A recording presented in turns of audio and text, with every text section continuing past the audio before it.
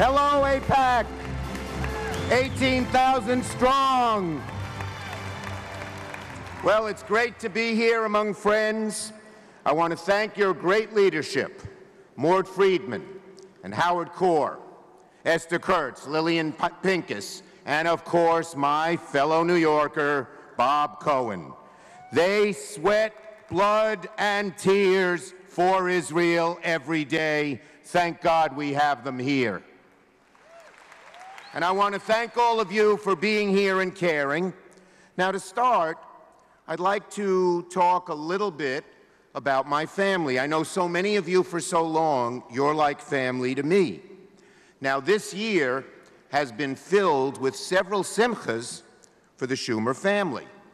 About a year ago, my younger daughter Allison told us she and her partner had set a wedding date, November 18th. We were thrilled. And then, just a few weeks later, my older daughter Jessica told us she was pregnant with our first grandchild. The due date, November 18th. We prayed that the baby would be early or late. And God listened to our prayers because a very pregnant Jessica joined our family for a beautiful wedding in Brooklyn, and a few days later, Noah Melvin Schumer Shapiro was born. He turned 4 yesterday. He smiles. He turned over. He's already a genius. He's an Einstein. Anyway, and now a little about my dad and my parents.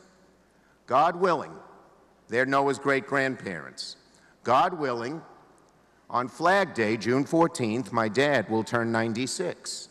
God willing, on D-Day, June 6th, my mom will turn 91. And in 2 weeks, God willing, we will celebrate with their new great-grandchild their 70th anniversary together. And you know, my family, it's just a great part of the American dream. My father was an exterminator. He struggled his whole life. My sister once sent him a Father's Day card that said, "Dad, we're the only family that associates the smell of DDT with love," because he came home from work smelling of all the chemicals. But listen, the DDT didn't do him too bad. He's going to be 96. Now, seriously, only in America could an exterminator's son grow up to be the first Jewish leader in the Senate of the United States of America.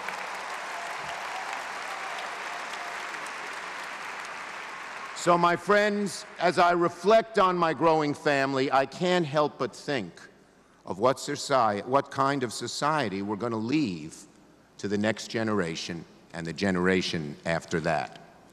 Tonight, I wish to speak personally about my support for Israel, the need to maintain a strong bipartisan relationship, and the threats, the very real threats, that Jewish communities across the globe are facing. The security of Israel is and has always been in America's national interest. But I fear too many of our younger generation don't have the same understanding of the threats facing Israel as my generation did.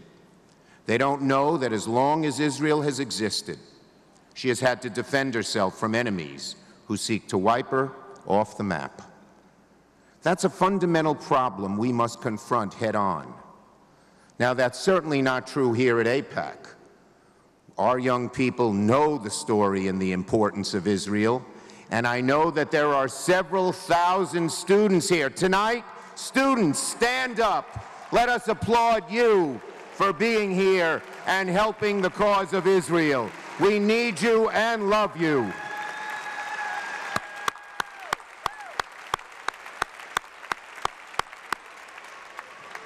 But we know that this problem of ignorance about Israel's difficult history still persists at too large a scale, particularly among young people.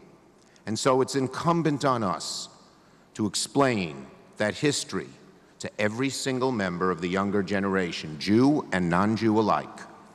We must remind them, teach them, that threats to Israel are not just in the past, but very much in the present and the future.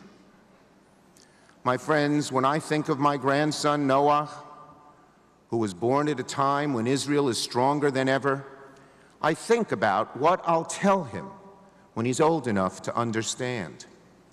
I'll tell Noah that as a young man in James Madison High School, I remember walking to class with a transistor radio to my ear. Of course, I'll have to explain to him what a transistor radio is. Listening to the news reports that June about the Six-Day War, praying to Hashem that Israel wouldn't be washed into the sea. I'll tell Noah that there was a great and articulate Israeli ambassador to the UN, AIPAC, who bravely came to lecture at my college while the SDS-PLP was waging a campaign against, quote, Zionist imperialists, saying Israel had no right to exist.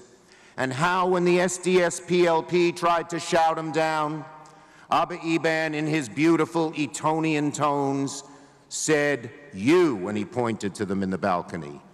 "You certainly cheer when anyone else gets a state, but you do not cheer when the Jewish people achieve their dream of a homeland."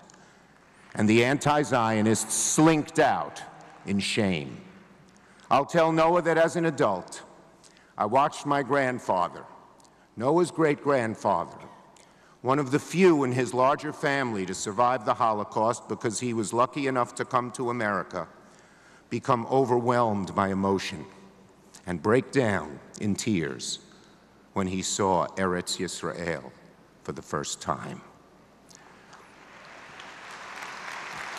And I'll tell Noah, just like many of you will tell your children and grandchildren over Pesach, that this is the bread of affliction that our fathers ate in the land of Egypt. In every generation, they have tried to afflict us. Now, of course, being Jews, we've even found levity in that painful history by summarizing all Jewish holidays with 3 short sentences. This is how they summarize we summarize our holidays. They tried to kill us, we survived, let's eat. Thank God, my friends, we live in America, where our people have had every opportunity to survive and thrive. And thank God that after 2 millennia of wandering the desert, the Jewish people were finally able to return to the land of milk and honey, Eretz V'Cholov U'Dvash, where they can live in freedom and raise families in relative peace. There's no question the Jewish people have come a long way in the past 70 years, but I still feel a great deal of anxiety, as I know all of you do in this room, looking at a world today where threats to the Jewish people in the land of Israel are growing and have been for some time. So we must remind all young people that Hezbollah still can and wants to send rockets into Israel, bringing death and destruction to civilians, that Hamas still builds tunnels on Israel's southern border to kidnap and kill, and that the Iranian regime still plots to undermine Israel in every way.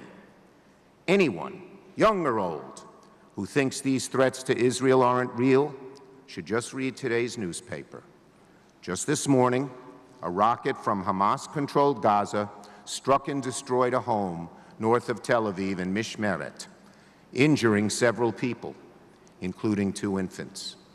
Our prayers are with them. Hamas said the rocket this morning was sent, they said, by mistake. They made the same claim 2 weeks ago when 2 rockets were fired at Tel Aviv. And what about the barrage of rockets that Hamas fired into Sderot just a few hours ago? Were those a mistake too? Israel has every right to respond, just as any other nation, including our own, would. Some voices will condemn Israel for responding, but no government can allow its civilians to be subject to rocket attack time and time again. And I stand shoulder to shoulder with the people of Israel, condemning those attacks and doing what they must to defend their homeland.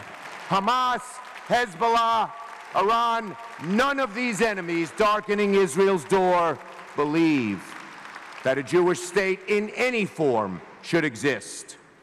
We must never forget that. And my friends, to do all this, we must keep the U.S.-Israel relationship bipartisan. We can only hope to defend Israel, yes, bipartisan, both parties side by side. We can only help to defend Israel from these threats so long as we maintain a united front, Democrats and Republicans together. This has been a mission for me.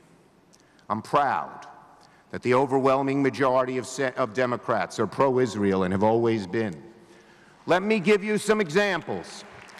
Just from this past Congress, because Democrats in the Senate strongly support Israel. Democrats overwhelmingly, almost to a person, supported the Memorandum of Understanding, enshrining American military and security assistance to Israel for years to come. We're reminded of the importance of that support whenever rockets are indiscriminately fired at civilians. The Iron Dome system that helps shoot those missiles out of the sky exists in part due to the long-standing bipartisan support of Congress. Democrats overwhelmingly supported a mission of mine, the Taylor Force Act, which prevents American dollars from benefiting the Palestinian Authority until they stop payments to those who commit brutal acts of terror. Every single Democrat, every single one of the caucus signed a letter to the Secretary General of the United Nations expressing concern about their vicious anti-Israel bias. And Democrats unanimously supported the United States Israel Security Assistance Authorization Act. Now, it happened to be blocked by a Republican senator, but it would be wrong to say he represents the entire Republican Party, and I never will.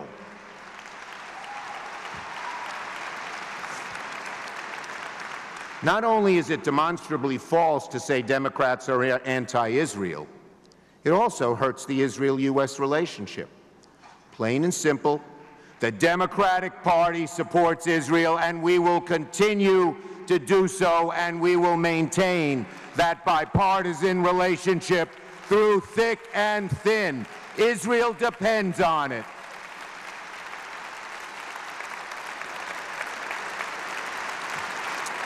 So, whenever I led a piece of pro-Israel legislation, even in the days when Democrats had a vast majority, those were the days, I always included a Republican lead sponsor, because the foundation of our relationship must remain bipartisan as it has been for decades. And I tell you this, those who seek to use Israel as a means to scoring political points do a disservice to both Israel and the United States. Our politics may be more polarized than ever, but it's incumbent upon all of us who care about U.S.-Israel relationship to keep it bipartisan. We must pledge to one another that we'll keep the polarization of Washington away from poisoning the bipartisan support that Israel has always enjoyed. My friends, we also must continue to stand firm against the BDS movement. I have long opposed the BDS movement publicly, privately, and continuously because its founders and too many of its supporters do not believe the Jewish people have a right to any state in their homeland, whatever its size and boundaries. We must be clear-eyed about the history of this BDS movement. I ask anybody who supports BDS or is considering supporting it, particularly young people who may be of goodwill, to remember the following, and we, us, must make sure they know it. Even before Israel came into existence, boycotts were used as a weapon of those who opposed the very existence of the Jewish state. During the 20s and 30s, Arab leaders organized boycotts of the Jewish community in Palestine, calling for the picketing of Jewish-owned businesses, and general strikes that devolved into violence. And as soon as Israel came into existence, the Arab League instituted an official boycott of the fledgling nation, and soon thereafter a boycott of anyone who did business with Israel, and then anyone who did business with anyone who did business with Israel. Some of you my age will remember, in those days we were so proud of Air France. Every other airline boycotted Israel and wouldn't fly there. But only Air France would fly to Israel. All the others were participating in the Arab boycott. We must never go back to the days when major companies boycott Israel as they did in the 50s and 60s. And more than 30 years would pass because the Arab League boycott was broken by Egypt. And still today, there are nations that actively enforce a primary boycott of Israel.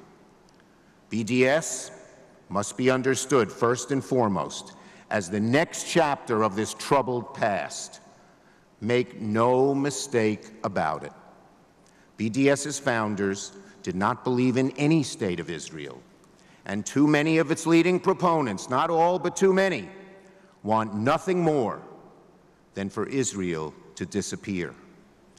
Look no further than the words of the movement's founder, Omar Barghouti, who said, quote, "We oppose a Jewish state in any part of Palestine." And he also said, quote, "Jews are not a people." Now, my personal experience has borne this out. Whenever I speak and argue with those who most actively push BDS, I ask them a very simple question. Do you support a Jewish state? All too often, too many, not all, but many too many, will waffle or they'll say no. They do not support a Jewish state. That's not a disagreement over policy. That's not a disagreement over borders. It's a disagreement over Israel's very right to exist, and we must never accept that kind of disagreement.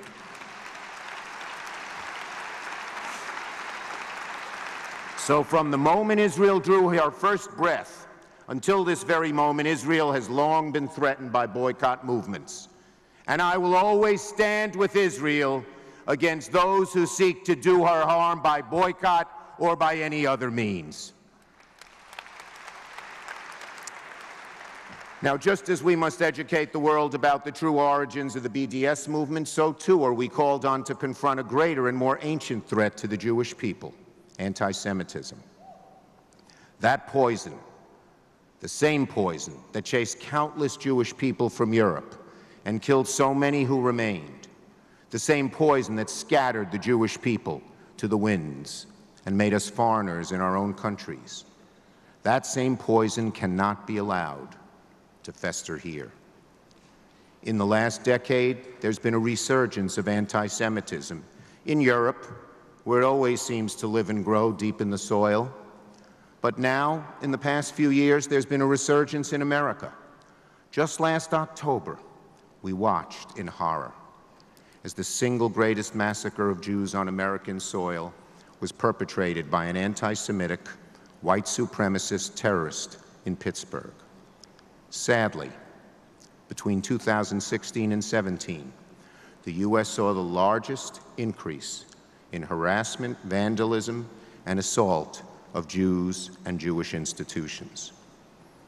I, like you, feel the same dread, the same alarm that past generations of Jews have felt when anti-Semitism rears its ugly head and begins inevitably to walk hand in hand with violence against Jews. When we read about Jewish cemeteries defaced by swastikas, when we watch white supremacists march down the streets of a proud American city chanting, "Jews will not replace us," and burn it down outside a synagogue, or when we hear about a man who walks into a kosher grocery in Paris to murder Jews. When we see or hear anti-Semitism, we have a solemn obligation not to hold our tongues or parse our language, but call it out with courage, with clarity. When someone names only prominent Jews as trying to buy or steal our elections, we must call it out. When someone says that being Jewish and supporting Israel means you're not loyal to America, we must call it out. When someone looks at a neo-Nazi rally and sees some very fine people among its company, we must call it out. When someone suggests that money drives support for Israel, we must call it out.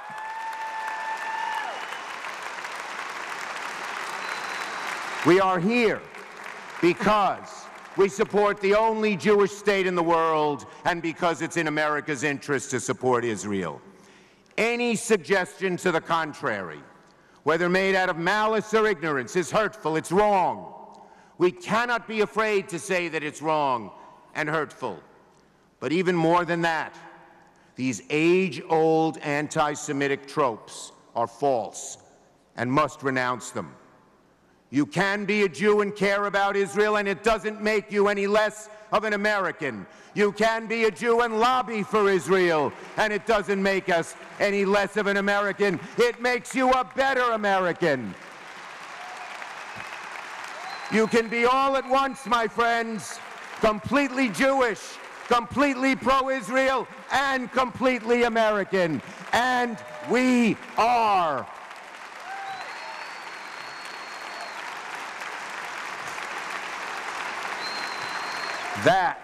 That is what makes this country so exceptional. To say anything otherwise is completely false, has no place in our public discourse.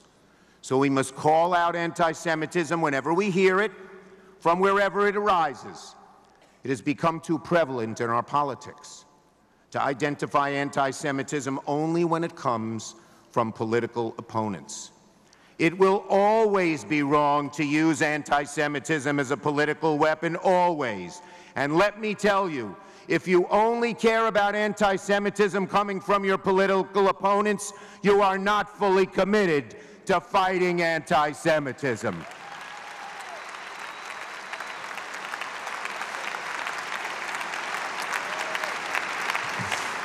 So, my friends, in conclusion, this matters a great deal. The fact that today we must once again face down the ancient poison of anti-Semitism is a reminder of what Israel has meant to the Jewish people. It reminds me of what Israel meant to me, long before my name ever appeared on a ballot, long before I ever thought of being an elected official. As a boy, I grew up hearing stories of my great-grandmother, the matriarch of our family. In 1941, when the Nazis invaded Ukraine, then part of Galicia, they asked my grandmother to gather her children and their children on the porch of her home. They said, "You come with us." She said, "We will not leave." And they gunned down all 17 of them from age 1 to age 81. Now, as a proud grandfather myself of Noah, I carry with me the stories of 5 generations of Schumers. Schumers who did not escape the Shoah, and those who did, including my grandparents, who, feeling persecution, found sanctuary on these wonderful shores, where, because of the tolerance and openness and opportunity that courses through all American life, their grandson could stand before you as the highest elected Jewish official ever in America.